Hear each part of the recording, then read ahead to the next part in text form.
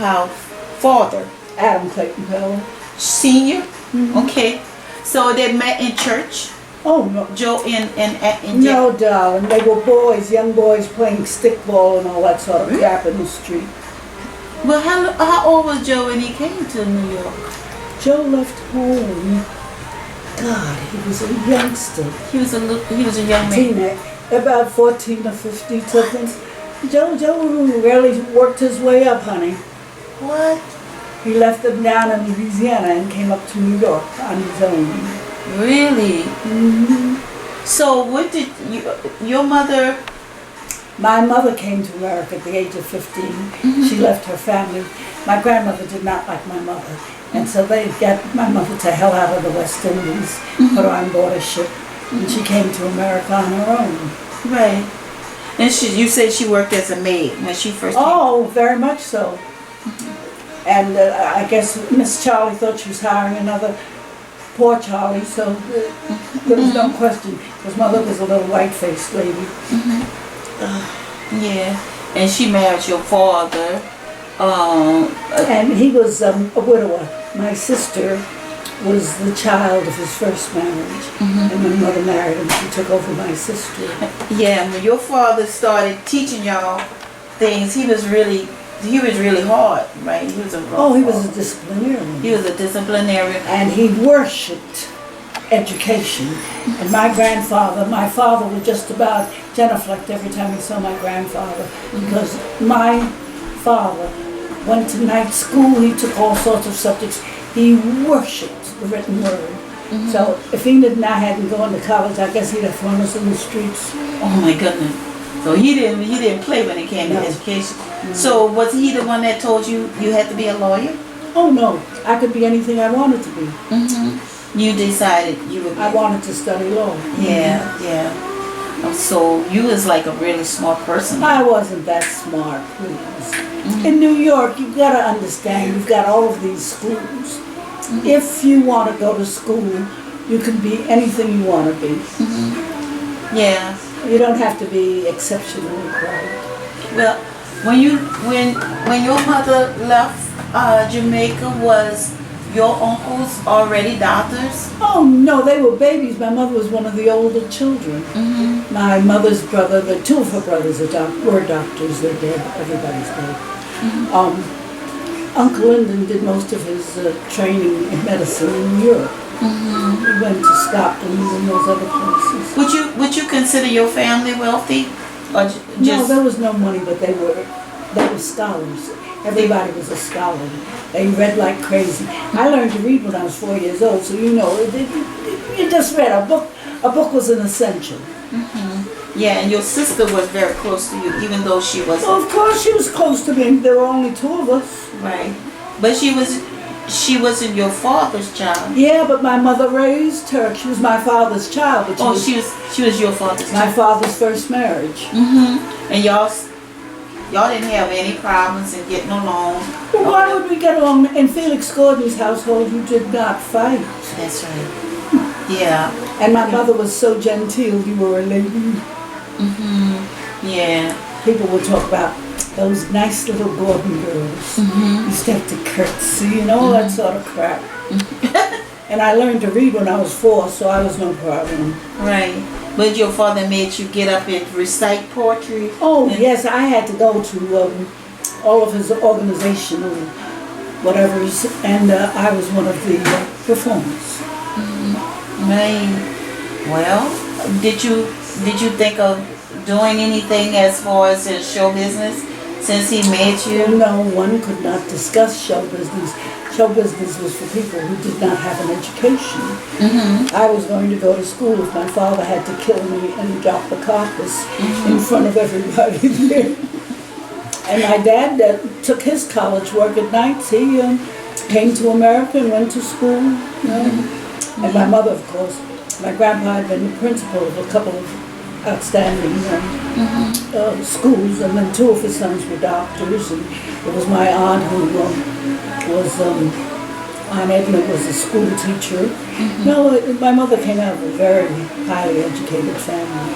Right. But once you had met Joe, were you already finished with school?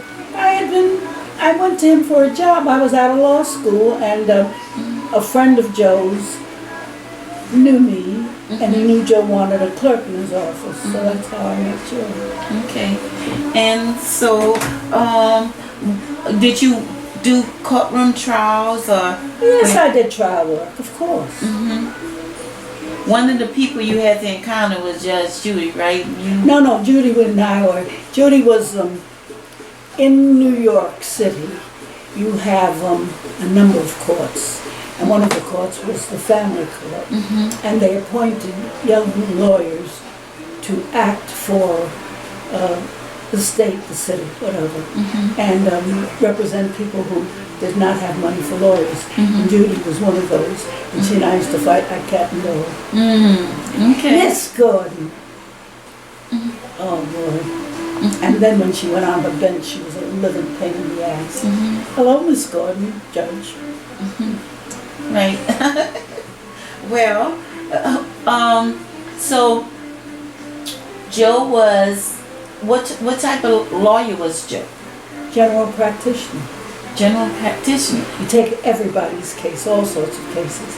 You don't have to be a specialist. All you have to do is know the law and get your law books. Yeah. So when did you meet any of Joe's family used to come up and visit you? No, Joe's family had nothing to do with it. He had, they were from Louisiana, so Right. you know, and he was married at that time to a white nigger. It is said I broke up the marriage, but that's another story. Right. Yeah. And Gordon and Jonathan and Josette. They're the three children of the marriage. Those are your three children. And Joe thought he'd die. Every time he looked at them, he loved them so much it was pitiful. Really? Yeah. I guess they couldn't do any wrong, huh? Well, they could do wrong, but see, I'd pick you up and throw you against the wall and look at you. But Joe would say, I'd like to have a chat with you. Very. He is like really. And Joe patient. came out of a very interesting family. His father, for all purposes, was a white man, and his mother, what's that black shirt? His mother was that color. So they were more or less is from white to dark. It was his mother and dad. Joe was your complexion, but his mother was black as the ace of spades, and he loved the ground that lady walked on. Right. Lord have mercy, kill you and me for her. Really? Oh my goodness. She loved her Joseph, sonny boy. Was it the same way with all his sisters and brothers? Did they all love their I mothers? wouldn't know. I wasn't intimate with the rest of his family. But they were. Some of them were living in New York, right? No, they all lived in New York. Joe was raised, came up here when he was 16, 18. Okay. Oh, please. What you mean, oh, please? This is Gordon's. Those are your children. Lady, come on, get it right now. That's your three. I wanted to take a picture of this one. This is great. Okay, you the first one I'm No. the youngest. I'm the little brown. He's the baby. on this picture. This is you. The This only- Gordon, Only one little brown one. Josette, And Jonathan. and Jonathan. Ooh, this is a nice picture. Well, who was your favorite? I did not have any favorites.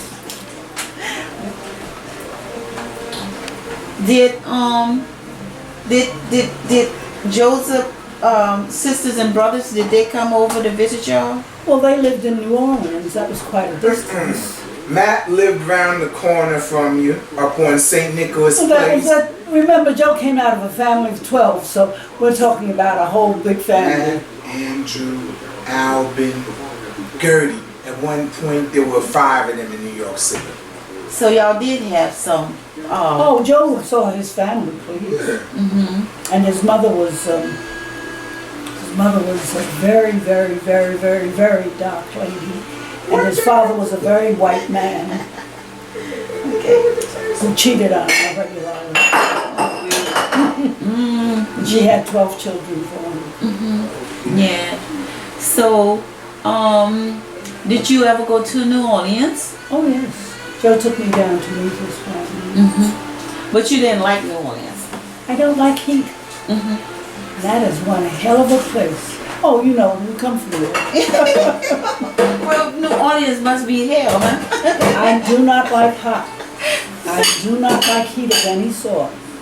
So you were married to Joe when Alex was staying with y'all. No, Alec was living with Joe, and I was working for Joe, and then my parents, Joe and Mary, separated, and my parents bought a sort of house, I think. Well, it was a three-family house. And Joe got the one apartment that they rented in there. And Alec lived with him.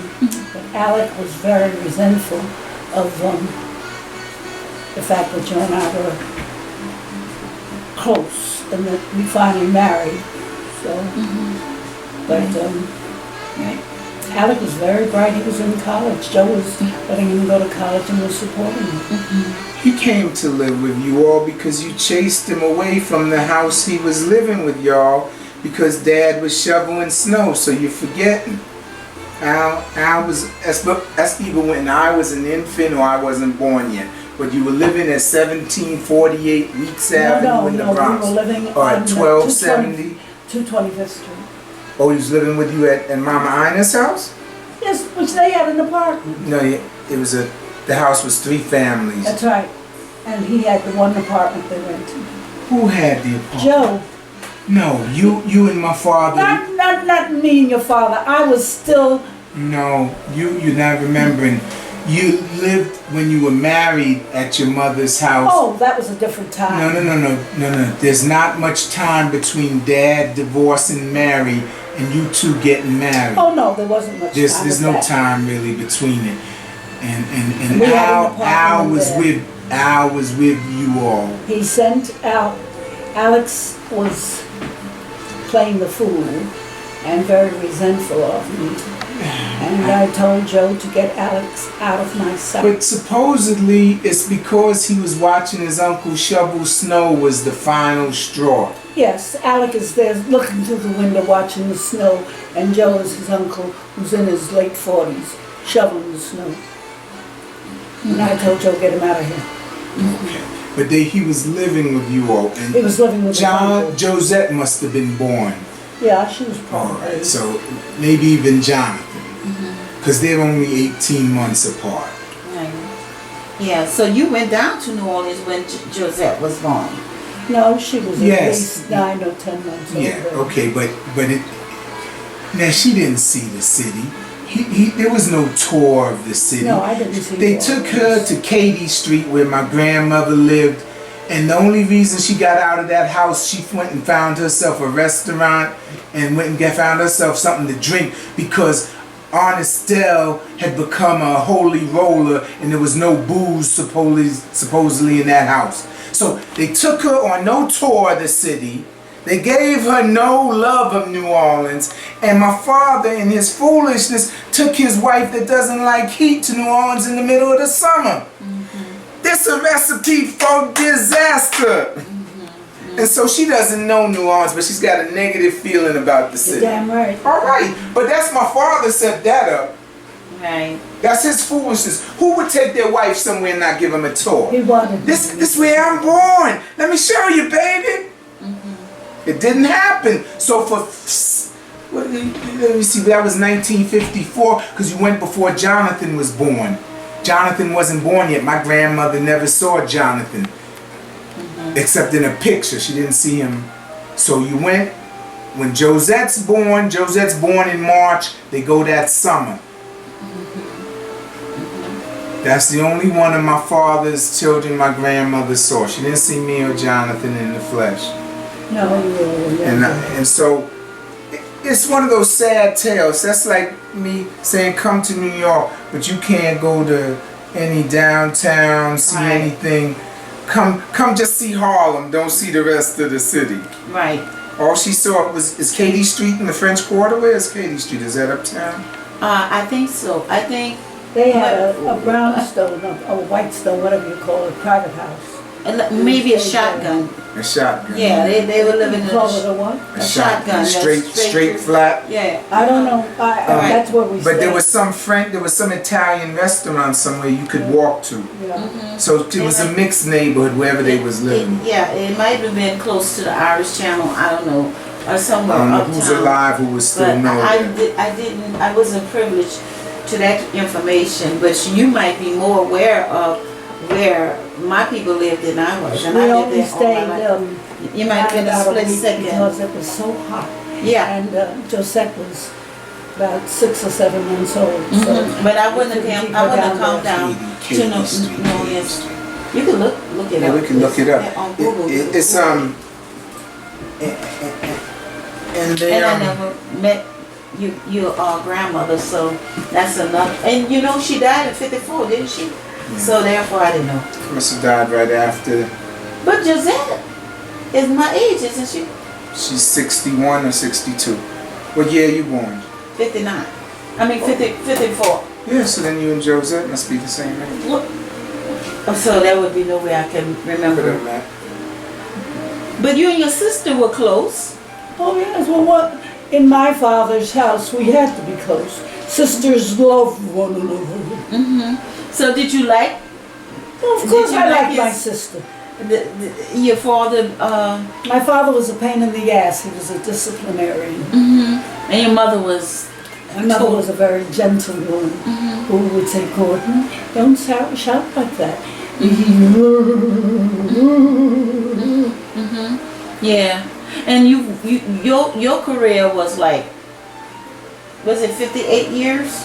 Your career as a lawyer. I finished law school in 1950, and I was admitted to the bar shortly after I finished law school. You have to take a state exam, and I was sworn in 1950. And then I practiced until about, what's this year? This is 2016. I practiced until about 2010. Okay, so you practiced for A long time. that's 60 years. Whatever. You was a lawyer. You're Yeah. always a lawyer. You still a lawyer now. Yes. You know. I'm a member of the bar, yes. So if I came here with some papers I and wouldn't touch it. I don't go into the courtroom if I can help myself. could you do affidavits? Oh, yeah, well, an affidavit is like blowing in the wind. So if I had something I need. Oh, I could do an affidavit for you, and I'm a notary public. That's no problem. Okay, well that's a good thing because if you still can do whatever lawyers do, then you're But I still a don't- lawyer. Yeah. Well, of course, you have to be disbarred not to be a lawyer. Yeah. I'm So- still an active lawyer. I'm still a member of the bar. Yes. Okay. All right. So you don't want anything with going in a courtroom anymore. No, I don't go into the courtroom. Yeah.